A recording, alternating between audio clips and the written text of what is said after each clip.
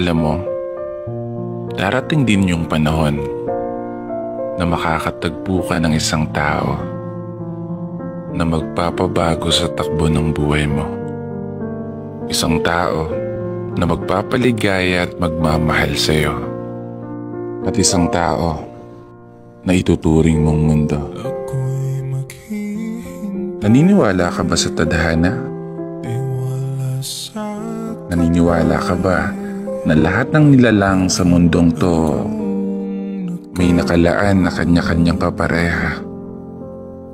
Lahat ng tao sa mundong to nakatadhanang maging masaya, na kahit pa lahat ng tao sa mundong to may kanya-kanyang problema na dinadala. Isang mundo na kung saan lahat ng tao may kanya-kanyang laban na gustong ipanalo. Isang laban kasama ang isang tamang tao. Isang tao na gagabay at magtuturo sa tamang direksyon na pupuntahan mo sa tamang panahon, sa tamang sitwasyon, sa tamang pagkakataon, sa tamang sandali, at sa tamang oras.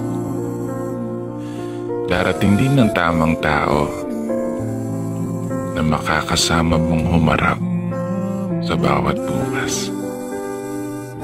At isang tao na kukumpleto sa buhay mo. Hindi nga lang natin alam kung kailan nga ba darating. Saan mo matatagpuan? O paano kanya mamahalin? Basta ngayon, kung nag-iisa ka,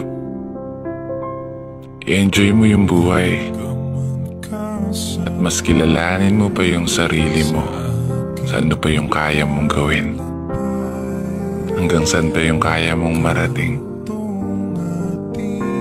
Ano ba yung dapat baguhin o ano ba yung dapat alisin,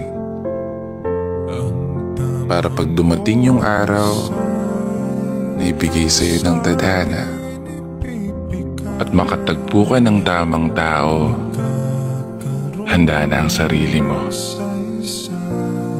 Handa ka na magmahal at handa ka ng mahalin.